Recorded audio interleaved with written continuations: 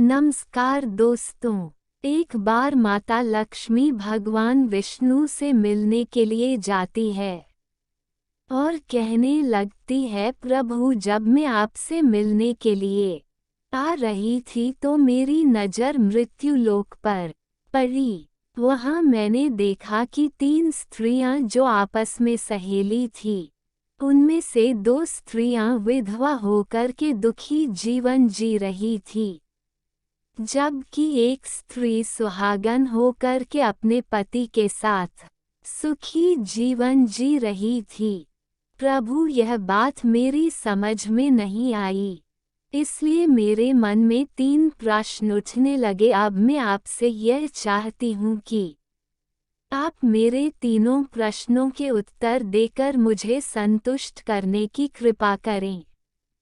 मित्रों, इस प्रकार माता लक्ष्मी की बात को सुनकर भगवान विष्णु कहते हैं, हे लक्ष्मी, तुम मुझे अपने तीनों प्रश्नों को बताओ।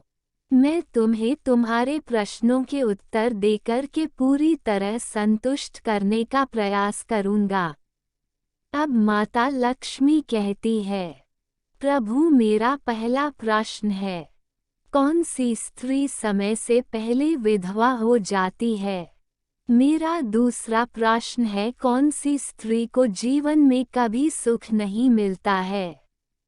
और मेरा तीसरा प्रश्न है, कौन सी चीज़ ऐसी है जो एक पत्नी अपने पति को मांगने से भी नहीं देती? मित्रों, इस प्रकार माता लक्ष्मी के प्रश्नों को सुनकर के भगवान विष्णु कहने लगी, तुम जिन स्त्रियों की बात कर रही हो उनमें से 2 स्त्रियों विधवा होकर अपना दुखी जीवन जी रही है, और वहीं पर एक स्त्री सुहागन होकर के अपने पति के साथ में अपना सुखी जीवन जी रही है।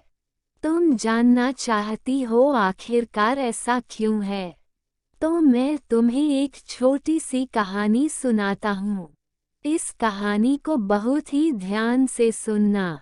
आधी अधूरी कहानी सुनने वालों को आधा अधूरा ही ज्ञान प्राप्त होता है, जो जीवन में कभी काम नहीं आता, क्योंकि तुम्हारे तीनों प्रश्नों के उत्तर इसी छोटी सी कहानी में समाये हुए हैं। यदि तुमने ध्यान से सुना तो तुम्हारी तीनों प्रश्नों के उत्तर तो अवश्य मिलेंगे और तुम्हें संतुष्टि प्राप्त होगी। मित्रों, माता लक्ष्मी कहती है, प्रभु मैं आपकी बात से सहमत हूँ। आप कहानी शुरू करो, मैं कहानी को पूरी मन से सुनूंगी, और जब तक आप कहानी बोलेंगे तब तक मेरा मन किसी दूसरे स्थान पर नहीं जाएगा। तो मित्रों, कहानी शुरू करने से पहले मेरा आप सभी से अनुरोध है कि आप हमारे राइट टॉक। सबसे पहले मैं तुम्हें उस स्त्री की कहानी सुनाता हूँ जो सुहागन बनकर के सुखी जीवन जी रही है। जिस सुहागन स्त्री की तुम बात कर रही हो वह स्त्री एक राजा के नौकर की पत्नी है, और जिस नौकर की वह पत्नी है उस नौकर को अपनी पत्नी पर पूर्ण विश्वास और भरोसा है कि वह पतिव्रता है, जिसकी महिमा वह अपने साथियों में बार बार करता है। अब देखो, एक दिन की बात है, उस राजा के नौकर ने अपनी पत्नी की प्रशंसा इतनी की यह बात धीरे धीरे फैलते हुए राजा के दरबार तक पहुंच गई। फिर तो राजा ने अपने नौकर को बुलाया और उस नौकर से कहा कि तुम हर किसी से कहते हो कि तुम्हारी पत्नी पतिव्रता है। क्या वास्तव में आपकी पत्नी पतिव्रता है? क्या आपको पूर्ण विश्वास है? इस प्रकार राजा की बात सुनकर के नौकर कहने लगा, महाराज मुझे पूरा विश्वास है, और पूरे से भी आगे विश्वास है कि मेरी पत्नी पूरी तरह पतिव्रता है।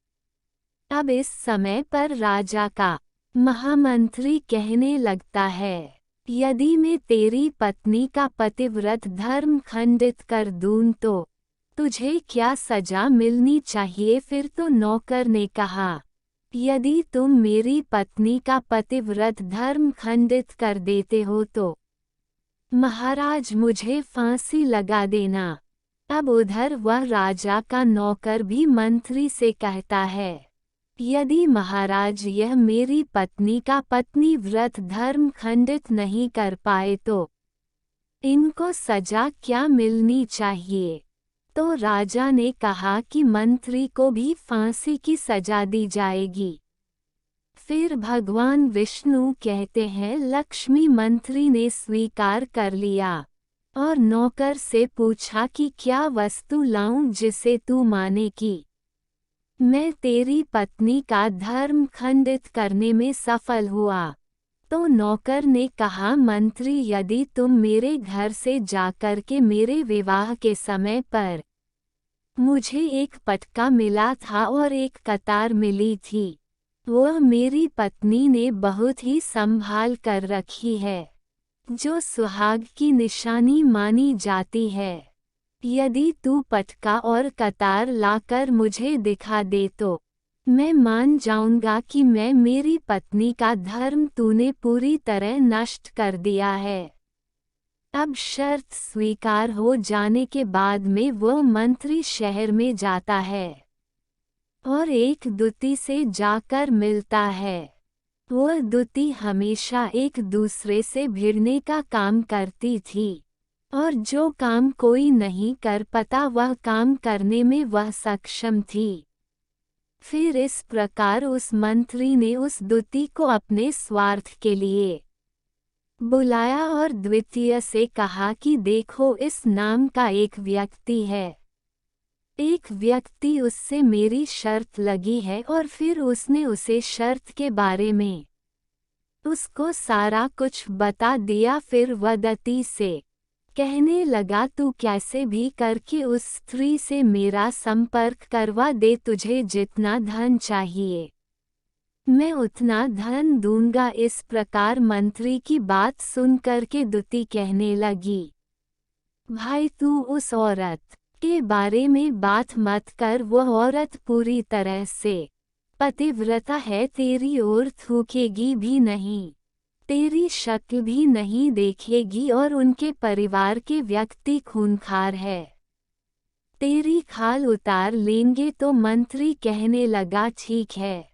यदि तू मेरा उससे संपर्क नहीं करवा सकती है तो एक काम कर दे, उसके घर जाकर के पटका और कतार चुरा कर ला दे और उसकी पत्नी के गुप्तांग के पास में यदि कोई चिन्ह हो तो वह चिन्ह भी मुझे देख करके बता दे, फिर मैं तुझे मुँह मांगा इनाम दूंगा। यह बात दूती की समझ में आ गई और उसने कहा, ठीक है, मैं तुम्हारा काम अवश्य करूंगी। नौकर शहर में रहता था। दूती नौकर के घर जाती है, उसकी पत्नी से जाकर बोलती है, बेटी मैं तेरी पति की बुआ हूँ, मैं कई वर्षों के बाद आई।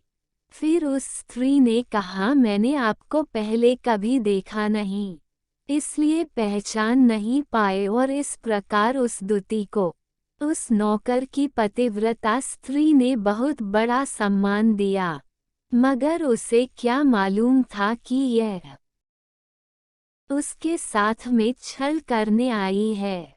अब भगवान विष्णु कहते हैं, लक्ष्मी इस प्रकार वह दूती उस पतिव्रता स्त्री के साथ में 2 दिन तक रुकी। जिस समय वह स्त्री स्नान करने लगी तो दूती उठकर के उस पतिव्रता के कमर रगड़ने लगी। उस पतिव्रता स्त्री ने बहुत मना किया, फिर भी वह दूती नहीं मानी और कहने लगी, तुम मुझे तो बेटी से भी प्यारी लगती हो तो मना मत करो। काफी दिनों के बाद में मेरी तुम्हारी मुलाकात पहली बार हुई है। अब ऐसा कह कर के वह दूती मुख पर हाथ फिराने लगी। फिर आँखों को धोने के बहाने से उस दूती ने उसे पतिव्रता स्त्री की आँखों पर पानी मार दिया और उसे स्त्री की आंखें बंद हो गई। इस प्रकार गुप्तांग के पास में जांघ पर तिल था जो दूती ने देख लिया। बस उसका काम बन गया। उधर स्नान करने के बाद में जब वह पतिव्रता स्त्री रसोई में खाना बनाने गई तो दूती को मौका मिल गया और उसने पटका और कतार उस नौकर के घर से चुरा ली और वहां से एकदम से भाग गई और जाकर के दूती ने वह पटका और कतार मंत्री को दे दिए और उस पतिव्रता स्त्री के जांघ पर तिल की निशानी भी बता दी।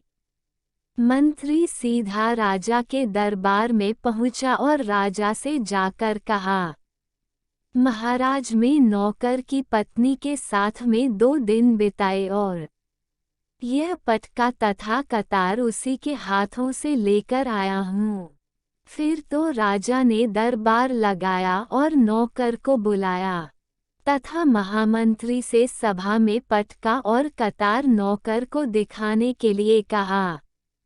फिर राजा की आज्ञा पाकर के मंत्री ने उस नौकर को पटका और कतार दिखाए और उसकी पत्नी की जांघ पर तिल भी बताया तो नौकर मान गया कि वास्तव में आज मेरी पत्नी ने अपना पतिव्रत धर्म पूरी तरह से भंग करवा लिया है। भगवान विष्णु कहते हैं, लक्ष्मी फिर तो राजा ने फांसी का दिन 15 दिन के बाद में रख दिया और कहा कि नौकर को 15 दिन के बाद में फांसी पर चढ़ाया जाएगा। और इस प्रकार से नौकर से उसकी अंतिम इच्छा पूछी तो नौकर ने कहा कि मैं अपनी पत्नी से अंतिम बार मिलना चाहता हूँ। इस प्रकार राजा ने उस नौकर को आज्ञा दी कि ठीक है, तुम अपनी पत्नी से मिल सकते हो। फिर नौकर अपने घर गया और अपनी पत्नी से कहा कि आप मेरे साथ में बहुत बड़ा विश्वासघात किया। मैंने आपके विश्वास पर मंत्री से ऐसी शर्त लगाई थी कि राजा के दरबार में राजा के सामने मैंने कहा था कि मेरी पत्नी का पतिव्रत धर्म कोई नष्ट कर दे तो मुझे फांसी लगा देना। अब मुझे 15 दिन के बाद में फांसी लगा दी जाएगी। मेरे साथ विश्वासघात करके तुमने ठीक नहीं किया। उसे पतिव्रता स्त्री ने अपने पति को सारी बात बताई मगर उसे विश्वास नहीं हुआ और फिर नौकर राजा के दरबार में पहुंचा तो राजा फिर उसे कैद में डलवा दिया गया। अब उधर नौकर की पतिव्रता धर्म पत्नी ने परमात्मा को याद किया और अपना भेष बदल करके राजा के दरबार में गई और राज से नाच दिखाने की आज्ञा मांगने लगी, क्योंकि वह स्त्री बहुत ही सुंदर थी और उधर राजा शौकीन होते हैं। इसलिए राजा ने आज्ञा दे दी कि सभी मंत्री आदि उपस्थित होकर के इस सुंदरी का नाच करवाने की पूरी व्यवस्था करिए। भगवान विष्णु कहते हैं, लक्ष्मी फिर तो सब मंत्री महामंत्री राजा आदि दरबार में उपस्थित हुए और फिर उस नौकर की धर्म पत्नी ने जब नाचना शुरू किया तो राजा को उस स्त्री का नाच बहुत ही सुंदर लगा और फिर राजा ने कहा, तुम मुझसे क्या मांगना चाहती हो?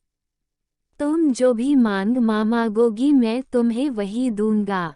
फिर उस नौकर की पतिव्रता स्त्री ने कहा, महाराज आपकी सभा में मेरा चोर है जिसने मेरे रुपए लिए थे मगर आज तक वापस नहीं दिए, उसे फांसी की सजा दे दीजिए। अब राजा ने कहा, ठीक है, बताओ मेरे दरबार में तुम्हारा चोर कौन है, उसका नाम क्या है, मैं उसको फांसी की सजा अवश्य दूंगा। भगवान विष्णु कहते हैं, फिर उस नौकर की पतिव्रता स्त्री ने कहा, महाराज आपका मंत्री मेरा चोर है, आप इनको फांसी की सजा अवश्य दें। अब उधर जैसे ही मंत्री ने सुना कि यह सुंदरी मुझे अपना चोर बता रही है तो मंत्री कहने लगा, महाराज, मैं कसम खाकर कहता हूँ कि मैं इसका कभी कुछ नहीं चुराया है।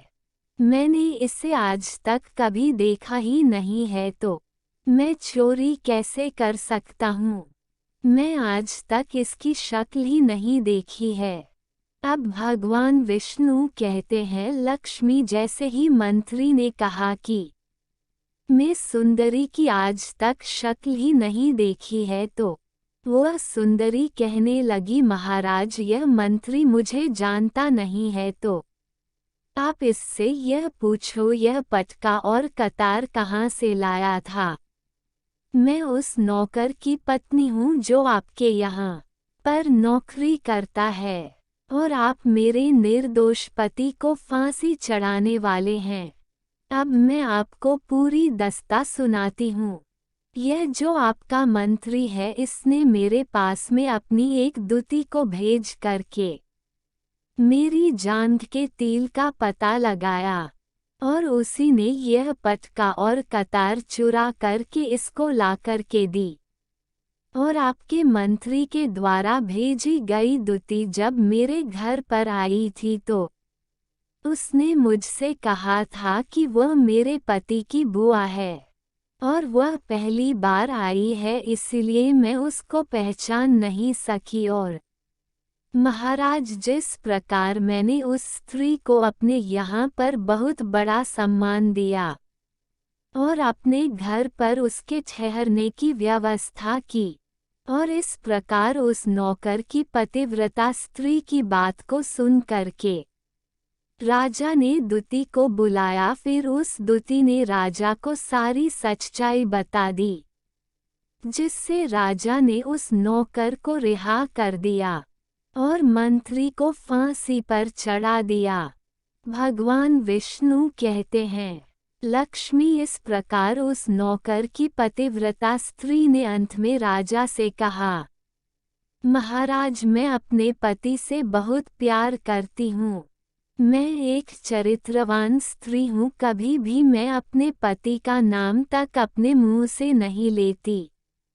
भगवान विष्णु कहते हैं, लक्ष्मी, मेरी कहानी पूरी होती है। अब तुम अपने तीनों प्रश्नों के उत्तर सुनो। तुम्हारा पहला प्रश्न था, कौन सी स्त्री समय से पहले विधवा हो जाती है? तो जो स्त्रियां अपने पति का नाम लेती है वह समय से पहले विधवा हो जाती है, क्योंकि पति का नाम लेने से पति की उम्र कम हो जाती है और समय से पहले ही उनके पति की मृत्यु हो जाती है। ऐसी ही उनके पति की मृत्यु हो जाती है। ऐसी स्त्रियां जो पति का नाम लेती हैं, समय से पहले ही विधवा होकर के एक दुखी जीवन जीती है। बस यही राज की बात है कि तुम जिन 3 सहेलियों की बातें कर रही थी, उनमें से 2 विधवा थी और एक यह नौकर की पत्नी थी जो पतिव्रता स्त्री थी। यह पतिव्रता स्त्री कभी भी अपने पति का नाम मुंह से नहीं लेती थी। और उधर वह 2 स्त्रियों जो विधवा होकर जीवन दुखी होकर जी रही है, वो हमेशा अपने पति का नाम लेकर ही बुलाती थी, जिसकी वजह से उनके पति की उम्र कम हुई और फिर वह दोनों स्त्रियां समय से पहले ही विधवा हो गई और आज वह दुखी जीवन जी रही है। इसलिए कभी भी स्त्रियों को अपने पति का नाम अपने मुंह से नहीं लेना चाहिए। अब तुम्हारा दूसरा प्रश्न था, कौन सी स्त्री को जीवन में कभी सुख नहीं मिलता है? तो समझ लो, जो स्त्रियां अपने पति के बिना अनुमति के किसी तीर्थ स्थान या उत्सव में जाती है, उनके जीवन में कभी सुख नहीं आता है। ऐसी स्त्रियां जीवन भर दुखी रहती हैं और उन्हें पति का कभी प्रेम नहीं मिलता। भगवान विष्णु कहते हैं, लक्ष्मी, तुम्हारा तीसरा प्रश्न था कि ऐसी कौन सी चीज है जो एक पत्नी अपने पति को मांगने से भी नहीं देती? तो समझ लो, वह चीज गाली है। एक चरित्रवान स्त्री कभी अपने पति को गाली नहीं दे सकती, और जो स्त्री गाली देती है वह स्त्री कभी चरित्रवान नहीं होती और ऐसी स्त्री जीवन भर रोती है। उसके जीवन में कभी सुखी नहीं आती और समय से पहले ही ऐसी स्त्री विधवा हो जाती है। मित्रों, इस प्रकार कहानी सुनने के बाद में माता लक्ष्मी पूरी तरह से अपने तीनों प्रश्नों से संतुष्ट होकर कहती हैं, प्रभु, वास्तव में जो स्त्री चरित्रवान होती है वो कभी दुखी जीवन नहीं जीती है, क्योंकि ऐसे घर में लक्ष्मी का सदा वास होता है और वह घर धन धान्य से हमेशा भरपूर बना रहता है। ऐसी स्त्रियां हमेशा घर को स्वर्ग बना देती है। तो दोस्तों, यदि आपको यह वीडियो पसंद आई हो तो प्लीज़ आप हमारे चैनल को सब्सक्राइब अवश्य करें, वीडियो को लाइक करें और दोस्तों सच्ची श्रद्धा से कमेंट में जरूर लिखें। जय श्री राम, जय हनुमान, साथ ही देवों के देव। हर हर महादेव सदैव आप पर अपनी कृपा बनाए रखें। प्रिय मित्रों, वीडियो को अंत तक देखने के लिए धन्यवाद। जय श्री राम।